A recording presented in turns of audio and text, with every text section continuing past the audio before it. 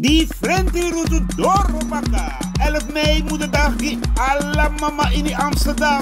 De Beko Theater, Nes 75. Met het prachtig stuk Kuku Magda Nanga Kondere Aisa. Magda, no be arkirebos komu sabe kisi. Fu en Kondere Aisa. Uko lukuleri dansi prisiri. No afrontu yu kulturu. Nanga di Frenti Rutu famiri.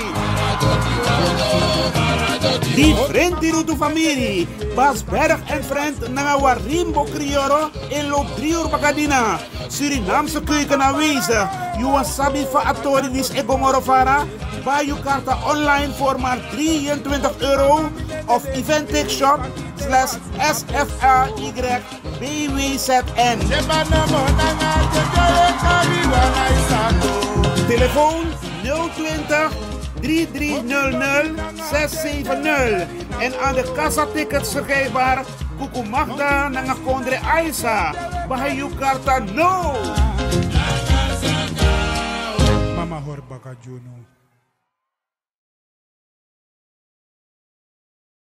Even terug naar de basis. Gewoon, wat is eigenlijk? Als jij, dit is kort, letterlijk kort. Werd ik gebeld door mijn schoon. Het is een staatsbezoek. De belangen van de kolonisator. Kulturu Open Mic. Uw verhaal vertellen? Bel of app naar 858-8943. Tot dan. Een van harte goede dag, kijkers en luisteraars binnen en buiten Suriname van Kulturu TV. Ik ben vandaag hier met meneer Wolf. Meneer Wolf was gisteren in de stad, want dat is af op de faya. Er heeft zich ook een felle brand voorgedaan, waarbij 4 tot 5 panden zijn beschadigd. Wakkie smelten. Heel veel dingen zijn misgegaan gisteren. Brandweer had geen water, trapbedrijf kon je op thema. Maar goed, we laten dat voor nu. Meneer Wolf, hoe gaat het met u? Wel, met mij gaat het prima. Odi aan alle Surinamers, man, vrouw en in het bijzonder mijn geboortedistrict. Het gaat lekker. Maar je had het over die felle brand, hè? Yes. Ja, het was heel erg, heb ik gehoord. Ik ben niet geweest. Maar ja, al deze oude panden, eigenlijk moet er beleid gemaakt worden om deze panden te beschermen. Maar precies zo van een pand over, precies zo de maar liep de pand aan de lot over, waarbij van alles kan gebeuren. Weet je? En dat is heel erg jammer. Alle monumentale gebouwen van ons. En hoe zeg je het? Ze branden af. Wat ik heb gehoord is vernomen is dat het daklozen zijn die in zulke panden wonen. En dan ligt de fire en waardoor zo'n pand in brand. Wel, daarom zeg ik het toch. Als er beleid wordt gemaakt, monumentaal beleid om het zo te noemen, toch? Dan moet je al deze panden controleren ter voorkoming. Maar als die dingen aan uw welgevallen worden overgelaten, vroeg of laat doet ik fire. Weet je, het is niet de eerste keer dat een van dit soort gebouwen in brand is gevlogen. Het is niet de eerste keer, meerdere malen. Weet je. Maar ja, wanneer ze in brand zijn gevlogen, dan komen er heel mooie gebouwen weer daar te staan. Minus op zijn opzet dateren. Maar in elk geval, er komt heel binnenkort, als je niet oppast, komt er weer een mooi gebouw daar te staan. Ja. En meneer Wolf, die arbeid naar die paars en die pintrui. Maar er is de laatste tijden heel veel kritiek geleverd op dat van meneer Belfort. De ABOP heeft ook heel veel moeten uitlaten tegen meneer ABOP, want er wordt gezegd dat want we zijn busy naar de sana tegen. Wat is uw mening daarover? Ik wil niet op dat visiegedeelte ingaan, omdat je het niet kan bewijzen. Weet je, wanneer het iets persoonlijk is, dan weet je precies wat er is gebeurd. Toch? Maar om het weer te herhalen, Belfort in eerste zin was niet mijn fan. Want ik zag hem als een felle tegenstander van de NDP. Ja? Maar op een gegeven ogenblik, toen zij aan de macht kwamen, dan zag ik ook zijn kritische benadering met betrekking tot het beleid. Toen heb ik gezegd, hé, deze man is toch anders. Ik ontmoette hem ergens. We hebben elkaar gegroet. Ik ben naar hem toe gegaan. Ik heb kennis gemaakt en hij zei nog, wat dit is naar jou, vlammen me zo. Met dat ai. Toch? Met dat, maar je bent eerlijk bezig. En daarom bied ik me verontschuldiging aan. En vanaf dat moment heeft van Mashima Straat aan mij tutor me of aan mij wai anugimi. Maar we waren niet echt vrienden, want me en oma zei strati voeren. Maar we konden tenminste elkaar groeten. Maar Belfort heeft heel veel betekend voor Suriname. Belfort was politieman, goed werk gedaan bij de politie. Hij was minister. Hij heeft vaker verdachte personen opgeroepen om zich aan te melden bij de politie voor onderzoek. En het is wel gebeurd. Dus in elk geval, men had respect voor hem. Toch? Hij heeft op verschillende scholen crime prevention lezingen gehouden aan jongeren. Sabi? En ik hoorde laatst bij Stichting Rumas. Toch? Hij is ook daar geweest om de jongeren te poweren, zodat ze een andere richting opgaan. Sabi? Dus ik vind hij heeft heel veel gedaan, ja, binnen die samenleving. En ik weet het niet hoor, maar hij zou een staatseer toch, zou hij echt hebben verdiend. Ja, maar wat ik jammer vind, omdat hij zijn partij de rug heeft toegekeerd, toch, heeft men hem in de steek gelaten. Niet eens een afscheid, toch, dus met andere woorden, iedereen de goffie. Begrijp je? En dat vond ik heel erg jammer. Isabi, want als ik die kritieken van hem hoor, ik heb ook een keertje met hem gesproken. Als je die kritieken van hem hoort, die hij bezigde binnen zijn eigen partij, dan was het terecht. Maar het waren kritieken ter correctie. Maar misschien de taal, hoe hij het naar buiten bracht, toch, naar zijn achterban of naar zijn bestuur of whatever, toch, dan het kwam misschien anders over, want hij is ook een beetje emotioneel, hè? Of hij was ook een beetje emotioneel. Dus men heeft hem anders begrepen. Als men naar hem had geluisterd, had hij de ABOP niet verlaten. Maar weet je, zo werkt de natuur aan de ene kant. Hè? De NDP heeft hem opgevangen. We hebben hem niet weggejaagd. Toch? We hebben dingen uitgepraat. Weet je. En hij heeft een waardige begrafenis van ons gehad. Oké. Isabi? Yes. Ook is het inderdaad zo dat, oké, natuurlijk, zijn naam is dus weggeschrapt van de DNA-kandidatenlijst. En volgens mij de takta pastrati van ja, de NDP zegt stem op Belfort, stem op Belfort. En toen kwam de vraag van hoe kunnen wij op iemand stemmen die al is gegaan? Is dat werkelijk zo, meneer Wolff? Ja, kijk, normaal gesproken, als de persoon is overleden, je gaat stemmen voor iemand die zal deelnemen in de Nationale Assemblée. Toch? Maar als de persoon er niet meer is, dan kan je niet meer op de persoon stemmen, toch? En automatisch gaat zijn stem worden verwijderd. Of zijn naam op die stembiljet worden verwijderd. Toch?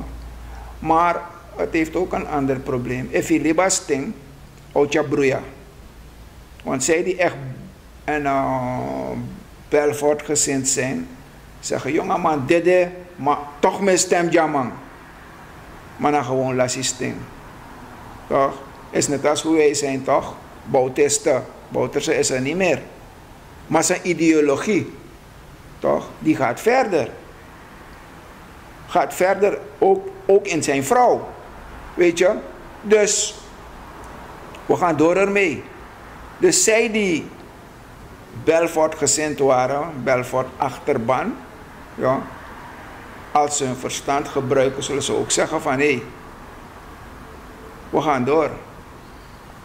Amano demora, maar amangwa NDP, amano gawan partij, amangwa NDP. Dus we gaan gewoon door, toch, met zijn ideologie. Toch? Dus dat zou eigenlijk moeten gebeuren, want ik denk niet dat men zou zeggen, amano demora, dus we bakana een partij, per alle bigitaki vinden plaats, weet je. Dus ik denk dat de mensen echt goed zullen overwegen om hun stem uit te brengen aan de NDP. Oké. Ook hadden we gisteren tijdens de brand waren de vuilnismannen bezig te staken. En ze waren van plan het veld te dumpen voor het DNA-gebouw. Wist u daarvan? Het is mij niet bekend, maar wat is er precies gebeurd? Misschien kan ik daarop... Het kan zijn dat ze hun betalingen niet hebben gekregen, maar ze waren dus van plan het veld te dumpen voor het DNA-gebouw. Ja. Het is een heel vervelende situatie. Ik vind, als de mensen hun hard hebben gewerkt, toch? Dan moet je de mensen betalen. Want het werk dat deze mensen doen, is een zware risicowerk. Want kijk, ik zie ze voorbij rijden bij ons. Sommigen zonder mondkap. Bij hun is het gewoon normaal. Maar wanneer ze misschien de 50 hebben bereikt, misschien niet eens de 50, en dan gaan bepaalde ziekten optreden en dan zijn ze weg. Maar dan heb je, er zijn geen voorzorgsmaatregelen getroffen om ziekte te voorkomen, omdat die mensen niet geïnformeerd worden of ja, men maakt zich niet druk, we hebben een paar arbeiders nodig af den pura doti, that's it. Maar er moet controle worden uitgeoefend op vuilnisophaaldienst, zodat de mensen op een juiste manier hun vuil gaan ophalen. Weet je, want de man die eigenlijk, de bestuurder, die rijdt die wagen met gesloten ruiten. Hij zal weer airco erin hebben. Maar zij die buiten zijn, kijk, ik ben zo net een vuilniswagen gepasseerd. Toch? Mijn brada. Als Mary sanak niet in Awagi, dan vraag ik mezelf af, what about among die nabakken Awagi na doti? Weet je? Dus de overheid moet echt maatregelen treffen.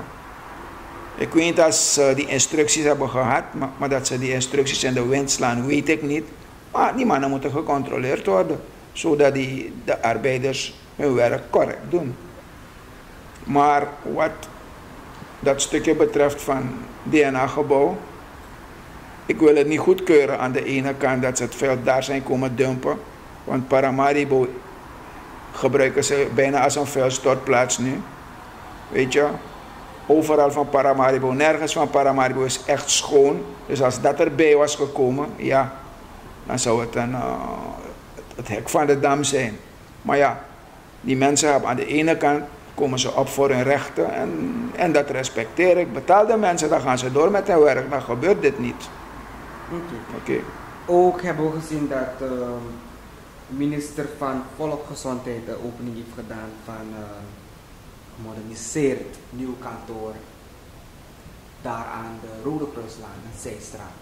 Dan zien we een mooi gebouw, groot gebouw en kost zeker veel geld.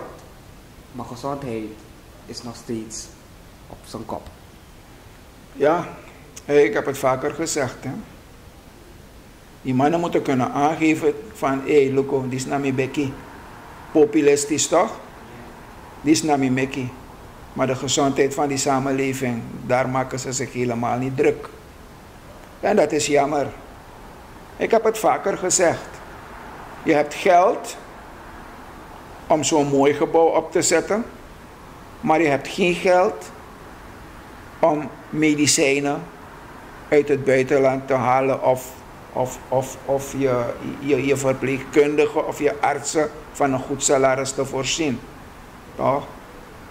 Ik bedoel, ik had het verleden iets gezegd in een vorig interview. Ga naar het academisch ziekenhuis, daar bij die polis. Je zal denken dat het een politieke vergadering is, zo druk dat het is. Het is niet prettig, toch? Mensen zijn ziek. Hoe lang zitten ze daar, we weten niet. Toch? En dan Ja, deze dingen moeten ophouden. Stemmen voor de NDP betekent armoede, uitnodiging. Hoe gaat u om met zo'n uitspraak van een DNA? Herhaal die vraag voor me. Stemmen voor de NDP betekent armoede, uitnodiging. Hoe gaat u om met zo'n een antwoord eigenlijk van de DNA? Wel, om eerlijk te zeggen, deze reactie zie ik als een, ja, hoe moet ik het noemen? Is een DNA-lid die eigenlijk voor spek en bonen daar zit. Toch? Maar hij weet niet eens wat het beleid zelf inhoudt. Want ik ben er zeker van, toen de vorige regering aan de macht was, Bouters had ons van tevoren gezegd, we gaan het zwaar hebben, vanwege die wereldcrisis gaan we het zwaar hebben. Maar hij doet alle moeite om echte armoede te voorkomen. Dus het was passen en meten. En Hoefdraad is ook het slachtoffer daarvan geworden. Het was passen en meten. Maar in deze regeerperiode, ik wil het niet herhalen. Wat we hebben meegemaakt. Inflatie, prijzen stijgen in de winkel. Economische stabiliteit, prijzen stijgen in de winkel. Noem men dat een economische stabiliteit. Deze mannen zijn gewoon bezig het volk te misleiden. Zijn bezig het volk te misleiden. En wanneer ze aangeven wat ze hebben gedaan voor het volk, dan komen de termen die naar buiten komen. Volgens mij, als zou je in een woordenboek gaan zoeken in een term dat die. Nou, we begrijpen niet. Praat gewoon, dat we begrijpen wat er gebeurt. Isabi. Maar ze komen met allerlei hoge termen. Toch? Ja, nanga kaka. Maar ik denk, verstaan toen je etaki toch? Maar nee, zogenaamd. Hoe tof. Maar in werkelijkheid, toch zijn ze niets. Echt waar. Ze zetten het volk gewoon honing op de tong te smeren. Een worst voor de neus te hangen. Maar in werkelijkheid, toch, hebben ze dit land gewoon naar de kloten gestuurd. Dekyo krabasi ano sheng, masa pemba ano sheng, begadoti ano sheng, na tampum fui ala. Meneer Wolf, u weet sowieso waar Valjansplein is. En er is een fontein daar. En er gingen speculaties rond dat zo'n fontein naam heeft gekregen van die parkeerplek, Jokfontein. De minister van Minaf gaf aan dat dat niet goed is, want het heeft zijn eigen naam, Valjansplein. Dus het is eigenlijk verstandig dat de mensen zo'n fontein Jok noemen. Ook geeft minister Ori aan dat de mensen verkeerd geïnformeerd zijn. Maar als u kijkt naar het onderwijsniveau momenteel, wat vindt u daarvan?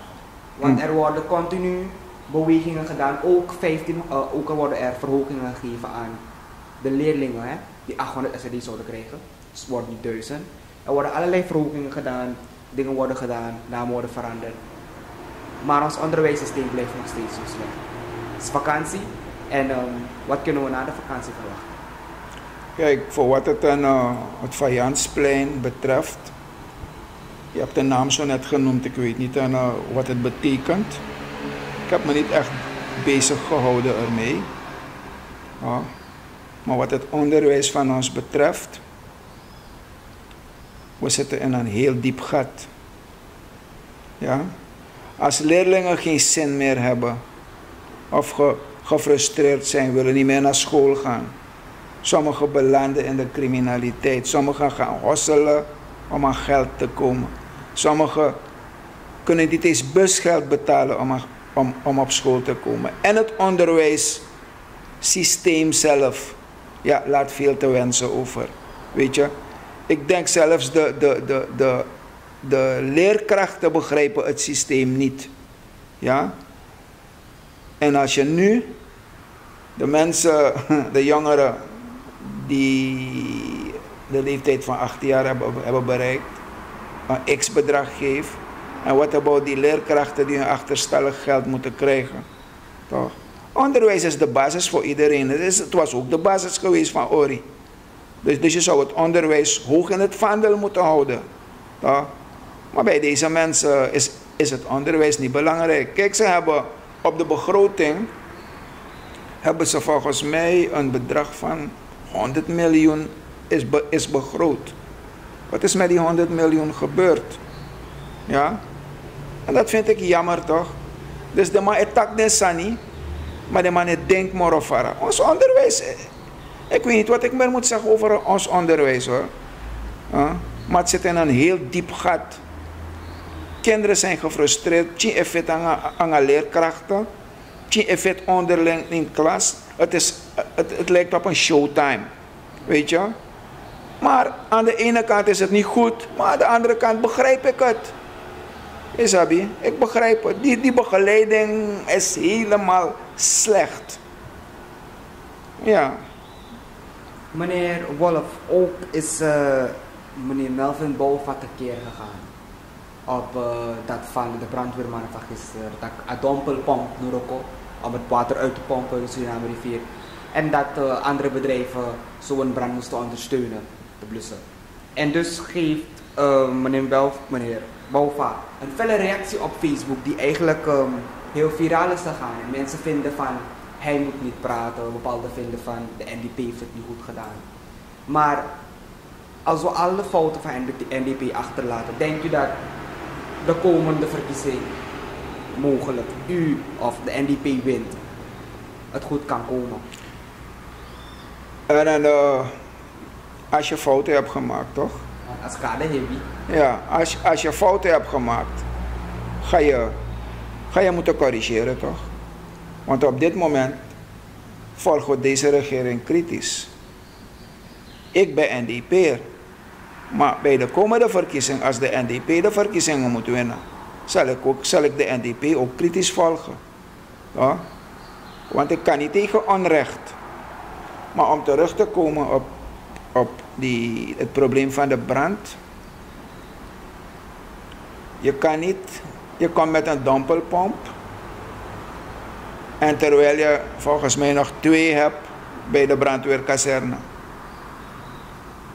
Bij zo'n felle brand had je desnoods 2 meegenomen. Weet je? Had je desnoods 2 meegenomen om de brand te bestrijden. Maar de maabons aan het taki. En wanneer de kalf verdronken is, dempt men de put. Toch? En ik bedoel, fouten die gemaakt zijn in het verleden mogen nu niet meer gebeuren. De brandweer heeft genoeg brandweerwagens. Maar men zegt ook, ze gaan stuk, dus ze moeten gereed. Een aantal brandweerwagens en die grote tankers. Ja, ze zijn er. Ze zijn er. Maar het is niet genoeg om branden te blussen waar je tenminste hier in Paramaribo heel veel monumentale gebouwen hebt. Toch? Je moet behoorlijk veel water hebben. Want de brand slaat over van het ene gebouw naar het andere gebouw. Want if je lukt de gebouwen. De man plak naar de schrijfie. Ik vraag mezelf alleen maar af. Fa en desma bij Firi. Die bij Libina Zee. Of het bedrijf dat daarnaast was gevestigd. Van de man bij Firi. Want ze gaan ook brandschade oplopen. Ze zijn gered geworden. Maar ze gaan brandschade oplopen. Maar ik bedoel, als je een goed beleid maakt, toch, dan kan je dit soort dingen voorkomen. Kan je het voorkomen. Grote brandputten, waterdruk. Toch? Elke straat een grote brandput. Dat is zeker. Vooral waar dit soort gebouwen staan. Ja? Want je moet het verwachten. En controle op die gebouwen, op het Jonkie Egosribi, dat moet ook gebeuren. Inderdaad, heb ik net een bericht gekregen dat het gebouw, of ja, dat brand is ontstaan door 2 daklozen die bezig waren te koken. Ja, zie je? Wel, dat bedoel ik toch. Maar als er controle werd uitgeoefend door de overheid op dit soort gebouwen, dan was dat misschien niet gebeurd. Weet je? Maar als men dat niet doet, een ding gebouwd, men heeft ze aan uw welgevallen overgelaten, dan kan van alles gebeuren. En dat nog kan. Meneer Wolf, hoe ziet dat verandering er komt, de straat die in Mekki, want mensen zijn nu bezig de straat van Oostersverbinding, Saramaka tot Kopenhagenbrug, als ik me niet vergis, zijn ze bezig te asfalteren. En dan is er nog van de Hogeruitstraat, want ik reed daar vandaag en ik zie dus overal op de weg grote gaten. En hoe het nu regent, is het niet geadviseerd om daar te rijden. Maar het zijn belangrijke wegen. Ik wil 2 antwoorden geven. Van de Hogeruitstraat. Een straat, eigenlijk moet je van de Hogeruitstraat zien als een straat waar alle toeristen naar het centrum komen vanuit Zanderij. Ja? En dan moet je op zo'n smerig ding rijden, met alle gevolgen van dien. Ik had juist gedacht, asfalteren jullie die straat eerst, renoveren jullie alles weer, dan gaan jullie werken aan die brug. En dan had je bijvoorbeeld politiebewaking daar geplaatst, verkeerspolitie, om het verkeer daar in goede banen te leiden. Weet je? Maar als je dat niet doet, je maakt een brug voor mooie lampen enzovoort, en dat is een brugje, dat is een olo. Wie houdt wie voor de gek? Om de naam te dragen. Koning Horus Revaspoto. En dan switch ik direct over, je had het over Kopenhagen, no? Ja. En toch wil ik iets minder over Kopenhagen praten. Dat gedeelte van Burnside naar Wageningen. Dat aan een grap. Want mijn actie was mijn verleden. Want ik meneer Wolf, if je kan coronel, kom liever met 2 reservebanden. En dan is het een hoofdweg. De Van de Hogeruitstraat is even belangrijk als de weg naar Nikeri. Ja. Maar waar asfalteren die mannen? Amongrastraat. Ja. En waar nog meer? Ik weet het niet waar nog meer. Maar eerst die mannen hebben nog een drop gevoel, toch? Voor wegenaanleg of wegenonderhoud. Toch? Is maar lappen. Is maar lappen, straten lappen. Of wordt er misschien geen prioriteit gegeven aan deze straten? Kijk, weten die mannen wat prioriteiten betekenen? Want als ze wisten wat prioriteit betekent, dan hadden ze de Koningsstraat die in verbinding staat met de rotonde. Dat is de Koningsstraat ook geasfalteerd. De Hernutterstraat hadden ze ook geasfalteerd, toch? Nee, het wordt niet gedaan. Het interesseert die mannen niet. Weet je? Maar je gaat wel je had het verleden over de Kopenhagenstraat, toch?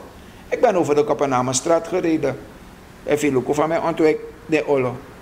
Maar heel voorzichtig. Want ja, want toen lauw maar er is op zich gewoon. En je kan een aanrijding verzeild geraken in een aanrijding. En dat verveer je toch.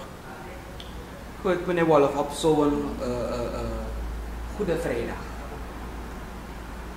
En ook de komende feestdagen Pasen. Heeft u al planning wat u zal doen? Misschien even naar de kerk. Of de partij ondersteunen. Om eerlijk te zeggen, ik ben christelijk opgevoed, maar ik ben geen christen. Oh, ik ben christelijk opgevoed, maar ik ben geen christen. Gaande mijn groeiproces heb ik een aantal spirituele ervaringen opgedaan, waardoor ik me meer richt op de spiritualiteit. Maar dat zullen we in een ander gesprek hierover praten. Maar ik ben geen christen, dus adedisi ipsa gewoon Jimmy. U gaat ook niets leuks doen voor Pasen? Ook niet. Ook niet? Mes doen nou zo met draai mi poco gezellig. That's it. Je loopt draai mi poco, dan met draai mi poco naar osso. Goed, meneer Wolf, aangezien de tijd. Ook, een laatste vraag. Ik kom vanuit Leiding 5. En daar zit er ook een groot probleem. De mensen, de burgers zijn bezorgd dat het water daar is. Er is een grote overstroming daar momenteel. En Ze zijn bezorgd, want het komt nu in hun huis. Ja. Waaraan het ligt? Het kan zijn dat de ontwatering niet goed is of de percelen zijn laag, maar de bewoners van leiding 5 zijn wel of verkeren in zware toestanden. Kijk, als de trensen niet worden opgehaald, dan ga je dit soort problemen krijgen. Want deze trensen moeten in verbinding staan met de Saramaka-kanaal, toch? Maar als de trensen niet worden opgehaald, dan hebben we een probleem, toch? Die mannen hebben geen geld voor en naar dit soort projecten. Ze hebben alleen maar geld voor populistische projecten, toch? Dus ze straffen het volk, om het zo uit te drukken. Maar we zijn wat vergeten. De kandidatenlijsten. We hebben daarover niet gesproken. Ja. En dat is super belangrijk. En er zijn kandidatenlijsten ingediend. Sommige zijn afgewezen. Bepaalde namen op de lijsten zijn afgewezen. Het zijn door valsheid in geschriften, dubbele handtekening. De justitie zou ertussen moeten komen om de valsheid in geschriften te onderzoeken. Ze zijn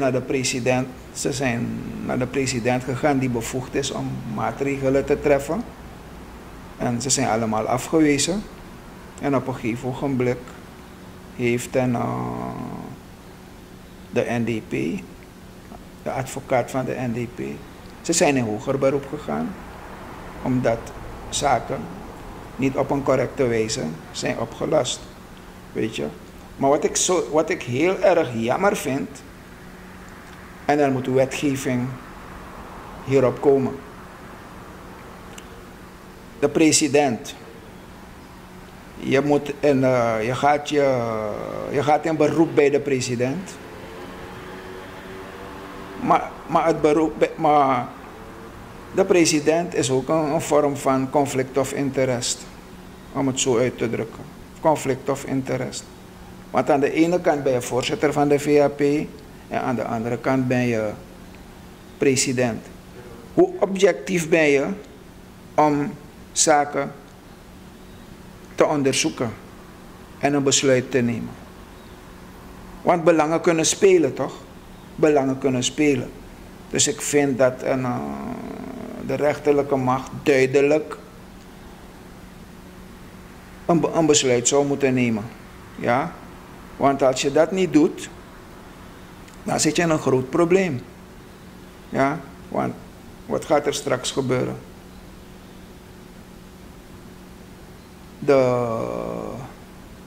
De VAP heeft als tegenkandidaat de NDP. En als de president zo'n beslissing moet nemen, waarbij de NDP lasma is geworden, dan voel je al wat er gebeurt, toch? Maar als je een neutrale commissie hebt of een neutrale president of whatever, toch? Dan wordt de besluit op een correcte manier genomen. En daarom vind ik dat er wetgeving moet komen. En wat voor mij ook heel erg belangrijk is, een voorzitter van een politieke partij zou nooit een president mogen zijn. Of laat me het anders uitdrukken. Als je bent bevorderd tot president of benoemd bent geworden tot president, dan moet je jouw functie als president overdragen aan iemand anders binnen de partij. Maar je kan niet twee goden dienen. Ja? Want op een gegeven ogenblik, dan ben je niet meer objectief bezig. Isabi? En dat gebeurt ook met ons parlement. Weet je?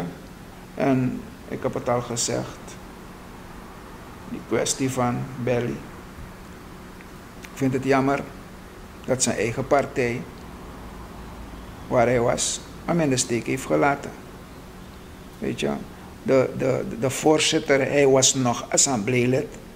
Alleen vanwege gezondheidsredenen heeft hij de Nationale Assemblée niet bezocht, de vergaderingen niet bezocht. Maar hij is assembleelid, hij was assembleelid, hij was niet afgeschreven. Dan vind ik als assembleevoorzitter, toch, je aanwezig zou moeten zijn op die man zijn begrafenis of die man zijn dede osso, om je stem daaraan te laten horen. Toch? Maar je verschijnt niet. Iemand heeft gezegd, waarom hebben ze niet op een neutrale plaats gehouden? Dat heeft niets te maken met neutraal. De man is overleden in NDP-verband, dan wordt het daar gehouden. Jij moet je ballen tonen, jij moet je mans genoeg tonen en zeggen, hey, hij was ook mijn man, laat me hem de laatste eer gaan bewijzen. Toch? If je nou aan gonamang na dede osso, dan je gonamang na beri. Toch? Maar ze hebben Belly gewoon in de steek gelaten. En dat is jammer en ik vind het heel erg jammer. Met Takenya, dat heeft me geraakt. Goed, meneer Wolff, ik ga u danken. Ik ben vandaag vanuit Leiden gekomen met al deze problemen. Het gaat heel moeilijk in Suriname, maar we kijken dus uit naar de verkiezingen en kijken ook wat er gebeurt na de verkiezingen. Ja, wat moet ik zeggen? Het enige wat ik kan zeggen, ik heb een zwaar hoofd voor deze verkiezingen. Als we, geef me even een paar minuutjes de tijd. Er zijn bij de burgerlijke stand 600 paspoorten gestolen. Ja? Men zegt, het heeft niets te maken met de verkiezingen. Maar waar er rook is, is er vuur. En men moet goed gaan onderzoeken vanuit welke hoek het komt. Want het is niet de eerste keer dat er paspoorten daar zijn gestolen. Het heeft een doel, toch? Het heeft een doel en dat moet men onderzoeken. Weet je? Want ik heb gehoord dat er honderden mensen zonder paspoorten zitten in het oosten van het land. En die aan de Franse kant wonen. Ja? Maar ik wil mij niet wagen op glad ijs. Maar ik zeg wel, waar er rook is, is er vuur. Yes. Waar er rook is er vuur. Meneer Wolff, dank u wel dat u vanavond bent gekomen in de studio bij Cultuur TV. U heeft uw tijd vrijgemaakt en ook de luisteraar gesproken. Hierbij wil ik zeggen, wash your day en dank u wel. Grand Tangi.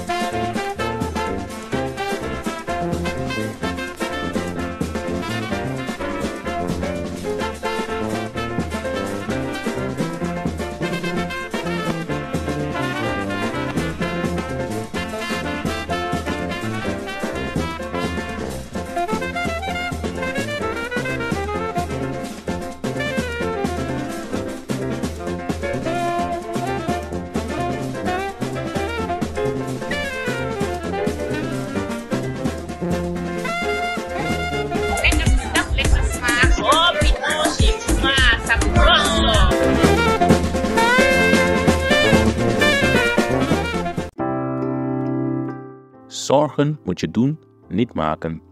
Zorg is persoonlijk. Onze jongste patiënten krijgen daarom bij de huisartsenspoedpost ook een persoonlijke behandeling. Onze artsen zijn zeer bekwaam in het opvangen en behandelen van uw kind. Huisartsenspoedpost Suriname. Uw zorg is onze zorg.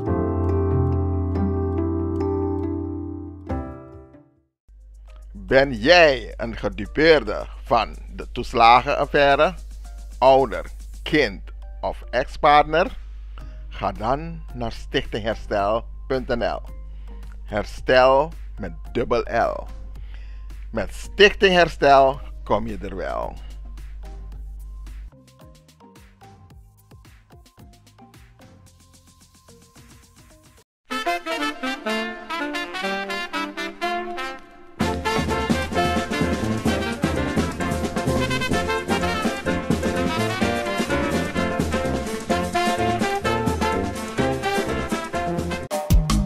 Vaderland, Suriname is mijn vaderland, yeah.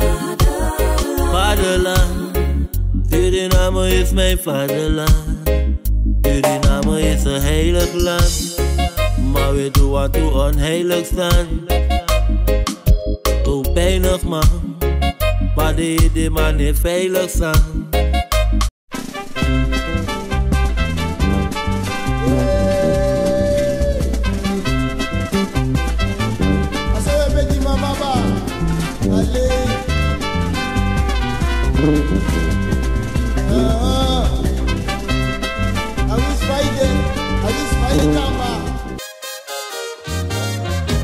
Kinte Promotion organiseert Kitty Kotti Boatfeest. Zondag 29 juni 2025. Vaar en swing mee. Opstaptijd 3:30 's middags. Afvaart 4 uur. Terug 9 uur 's avonds. Toegangsprijs €50. Aan boord €55. Line-up Sabaku, Corona Band en DJ Roy C. Voorverkoop van kaarten, Ricardo's Eethuis en Nieuw Draver. Surinaamse keuken aanwezig. Let op, eigen drank aan boord is niet toegestaan. Hey, met jou wil ik niet dansen. Zondag 29 juni, Kitty Kotti Boatfeest. Opstapplaats, de Ruiterkade 414 achter het Centraal Station. Dresscode in de kleuren van de Surinaamse vlag. Voor info bel 06 311 647 03/06 870 983 12. Attenzo! Vaderland, Suriname is mijn vaderland. Vaderland, Suriname is mijn vaderland. www.kulturu.com for the generation them.